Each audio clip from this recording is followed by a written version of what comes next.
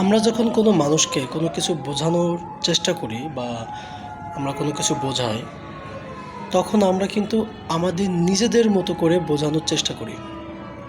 কিন্তু একটাবার আমরা চিন্তা করি না যে আমরা যে আমার নিজের মতো করে বোঝাচ্ছি, আমরা যাকে বোঝাচ্ছি সে কি তার মতো করে বুঝতে পারছে কিনা।